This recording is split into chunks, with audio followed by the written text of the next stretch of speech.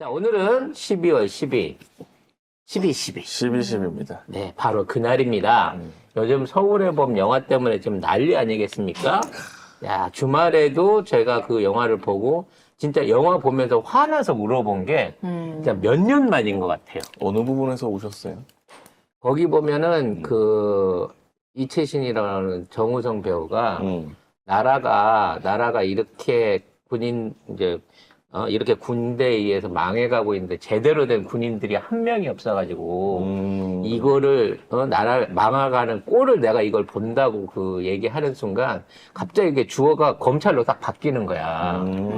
나라에 제대로 된 검찰이 하나 없어가지고 법을 지켜야 되는데 지금 이렇게 검찰이 나라를 망쳐가는데 이걸 제지할 검사가 한 명이 없구나. 그 얘기랑 딱 부딪히는 거예요. 한 10번은 오른 것 같은데, 그걸 보면서 그 당시에 얼마나 많은 썩어빠진 관료들이, 사실상 이게 전두를 혼자 한 게 아니더라고. 그렇죠. 얼마나 많은 조력자들과, 어떤 그 간사한 계략이 있어. 마지막 그 기념사진 찍을 때 불질러버리고 싶었는데, 문제는 그 시스템 하에서도 얼마든지 막을 수 있는 방법이 몇 번이 있었다는 거예요. 그러니까. 근데 어떠한 군인도, 어떠한 경비병도, 어떠한 관료도 정말 정상적인 시스템으로 일하지 않았다는 거지.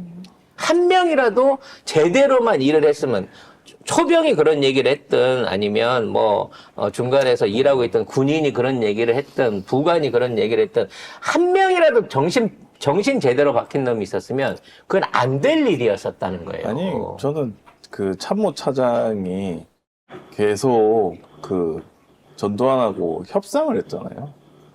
그게 최악이었어. 나머지 다른 사람들 그래도 제대로 말한 사람이 있었는데 결정권자가 자꾸 아니야 그럼 내가 뭐 해결할 수 있어 이런 식으로 국방장관하고 참모차장이 딱 그렇게 해버리니까 답이 없던 거예요. 그러니까 결국 최고의 빌런은 이 국방부 장관 노신양이었던 것 같아요.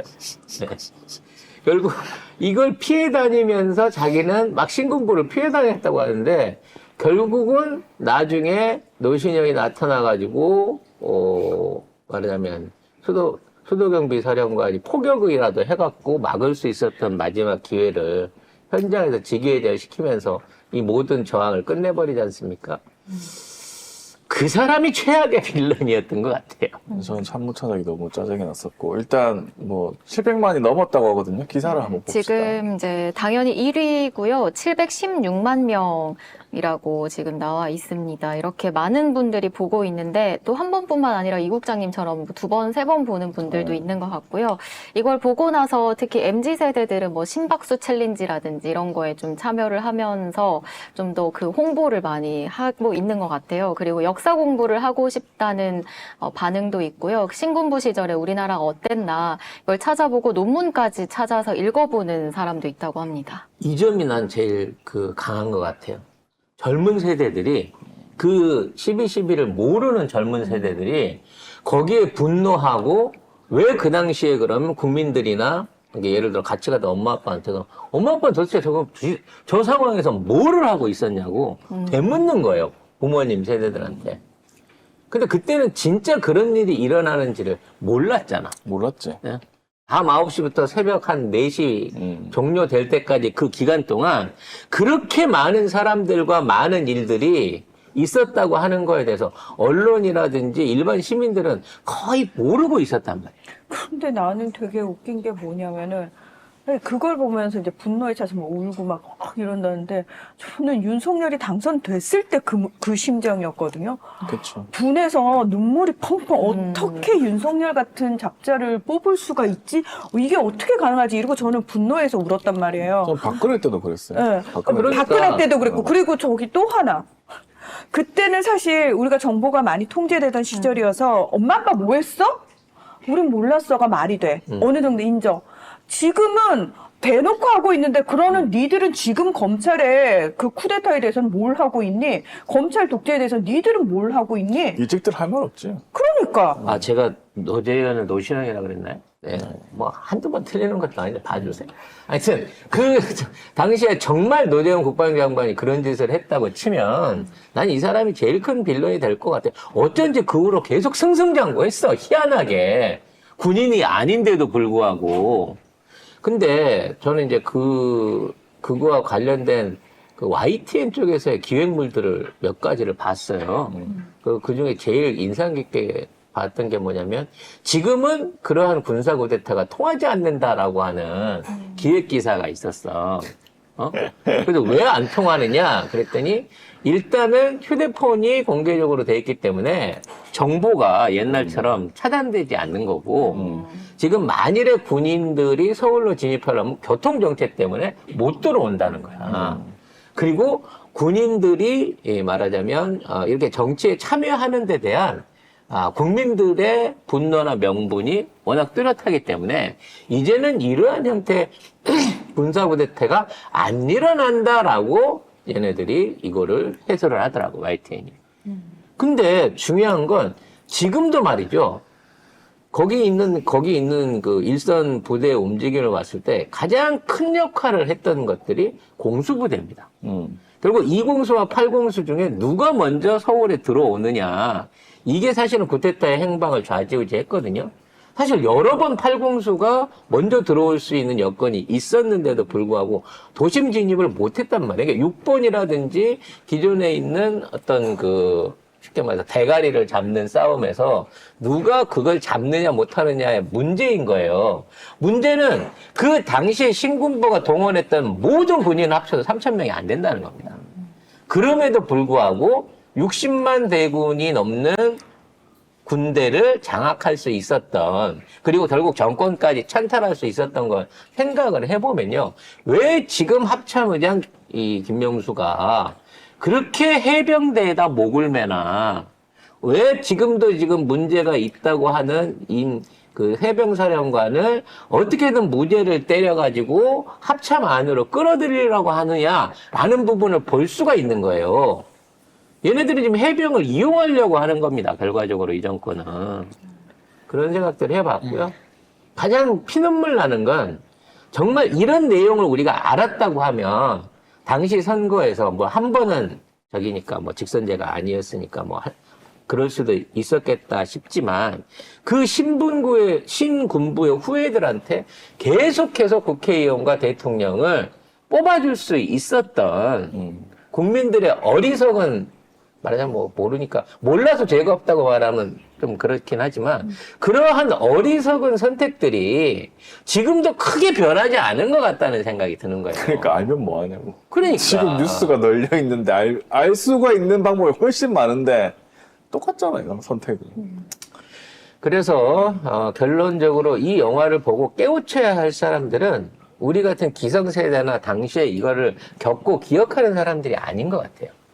근데 지금 그때 사람들도 몰랐네 이렇게 그렇죠. 하면서 하시는 분도 많아요. 하지만 더 중요한 건 지금 이 나라의 기득권을 이루고 있는 국진당과 그 세력들의 원천인 이 전두환 이후의 군사정권과 그 군사정권의 폐악질들, 그리고 걔들이 청산 안 되고 지금도 남아있는 이 대한민국의 정치 현실에 대한 20대들의 자성이 필요할 것 같아요. 20, 30대들의. 그전에는 전두환에 관련해가지고 일베들이 찬양했었거든요.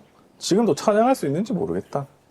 이거 보고도 찬양할 수 있는지 모르겠어. 그래서 뭐 이게 불편해서 그런지 언론에서는 뭐 갑자기 오지 마세요 뭐 이런 기사도 나오고 영화관 오지 마세요. 단체 관람 못 시키게 해야 된다 그러고. 그런 말도 있고. 좌빨들이 동원을 해갖고 전교조랑 좌빨 교사들이 지금 여기에다가 학생들을 내몰고 있다 이따위 소리나 하고 있고. 쿠데타 세력으로부터 나라를 지키려고 했던 게 그게 무슨 좌빨이야.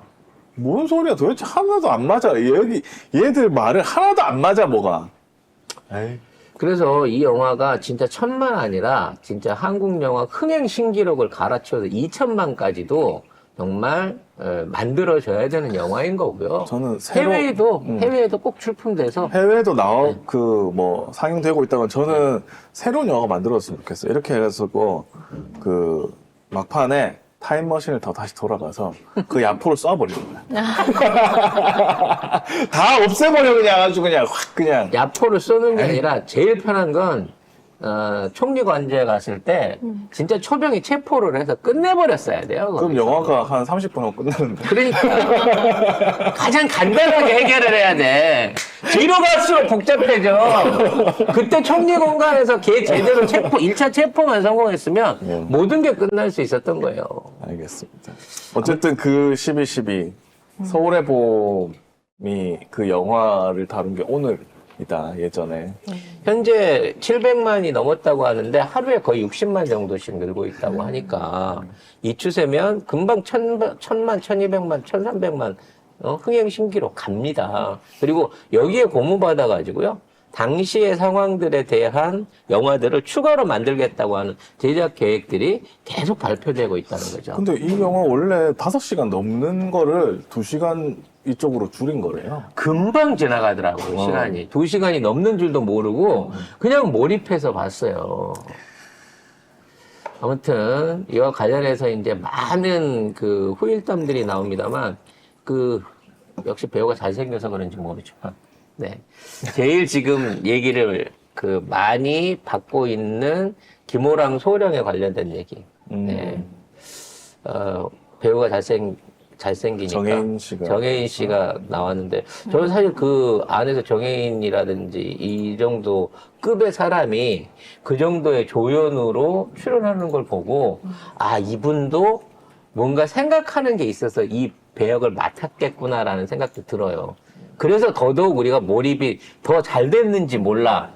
뭐라고 잘생겨서? 맞아. 그거 분명히 있어요. 그거 당연하죠. 네. 그래서 그런 그럼요. 외모가 개연성이에요. 정우성이 했던 그 캐릭터도 잘생겼기 때문에. 그럼요. 그렇죠. 네. 그래서 결과적으로 그 중에는 어느 정도 좀 실패했지만 그냥 그게 뭐가 중요해? 무엇이 네, 중요해? 무엇이 중요해? 그냥 최고의 고증은 전두환 부인이었어요. 나 그거 보고 빵 터졌잖아. 딱 2장면 나와요. 등장할 때 너무 등장할 때 얼굴이 너무 크게 나와. 얼굴을 대놓고 특수분장한 게 턱을 이렇게. 예, 딱 2장면 나오고 술병 들고 오는 거 하나, 그 다음에 처음에 전화 받고 오는 거. 아무튼 2장면 나오는데 술 가지고 나오는. 두 번째 술이구나. 아이, 너무 첫 번째 술. 이렇게 할 때. 그 장면을 보고, 야, 이거 진짜 빵 터졌거든요. 아무튼, 저는 이 영화에 디렉터스 컷, 아니, 원본. 5시간짜리 보고 싶다, 원본을 5시간짜리. 다시 보고 싶은 생각이 들었어요. 넷플릭스에 그거 5시간짜리 다 해주면 안 되나? 네. 정말 해주기만 한다고 치면 넷플릭스 회원이지만 유료로 추가로 다운받아볼 마음이 있습니다. 아니, 소장하고 싶어요. 이 영화는 사실상 진짜 소장해야 될 다큐나 마찬가지인 영화였습니다. 당시에 저도 어떻게 해서 이런 구테타가 가능했는지에 대한 어떤 구체적인 내용을 이렇게까지는 몰랐거든요. 나도 몰랐어요. 단편적으로 몰랐는데 그 안에서 인물들 캐릭터 하나하나 그 쓰레기 똥별들부터 시작해갖고 그 안에 있는 부관들까지 하나하나의 사람들이 전부 다 진짜 살아있는 캐릭터처럼 진짜 현장감이 있었던 캐릭터처럼 했던 것 같아요. 그래서 디렉터 컷에서는 그냥 실명으로 이름 다 붙이고 전두환, 장세도 이런 식으로 실명으로 이름 다 붙이고 5시간 반짜리라고 하니까 그걸 해서 한번 틀어주면 어땠을까 라는 생각이 듭니다. 근데 2번 보니까 진짜 2배로 빡치더라고요. 더 내용이 잘 보여가지고 여러분 보신 분들 한 번 더 보세요. 내가 잊어먹고 그냥 싹 스쳐갔던 장면들이 하나하나 다 들어오거든요. 진짜 2배로 빡치네. 근데 원래 이런 거 나오면 무슨 흥행 신기록이 어쩌니 하면서 막 리뷰해가면서 아니 대통령도 보러 가야지. 막 하고 막 삼보 여인들이 가서 가야지. 보고 막 이래야 되거든요. 네. 안 가 이 새끼들은. 대통령 보러 가서 내가 전두환한테 정치는 잘했다고 말한 게 맞네 이러면서 했어야지. 정치 잘했다고 했잖아. 대통령 되기 전에. 아무튼 걔네들은 소수의 군권을 통해 갖고 결국은 60만 대군을 손안에 쥐었고 그걸로써 대한민국의 정치를 완전히 무너뜨렸잖아요. 근데 사실 검찰은 그만만도 안 돼요, 숫자가. 그리고 그것도 없어. 별로 물리력도 가지고 물리력도 있지 없어, 않아요. 검찰이. 이건 진짜 우리가 착해서 그래. 검찰이 저따위 짓거리를 하는데 우리가 검찰과 법을 존중해줘서 그래요. 그래서 쟤들은 정말 불공정한 법, 사람들한테 절대 제대로 공평하게 공정하게 적용되지 않는 법들을 가지고 우리를 억압하고 우리를 지키라고 강요를 하는데 우리가 그거를 계속 받아주면서 일방적으로 희생하고 있는 듯한 느낌이 든다니까. 지네들은 법 없이 살잖아. 그러니까 지네들은 처벌도 불법 안 받잖아. 무법이고 우리만 준법이야. 이런 상황 하에서 진짜 언제까지 국민들의 분노의 임계점이 한계를 갈 것인가라는 부분에 대한 생각을 해봅니다. 아무튼 영화를 좀 많이 보시고요. 그 당시에 이제 증언과 관련한 또는 이와 같은 그 디렉터 컷이라든지 이런 부분에 대한 작가님이나 감독님을 한번 저희 방송에 모실 수 있는 기회가 있다면 반드시 모셔서 이 영화의 제작한 의도와 이 제작 과정에 대한 얘기를 한번 전해드릴 수 있게끔 제가 개인적으로 섭외를 하고 있습니다. 기대해 주시기 바라겠습니다. 오.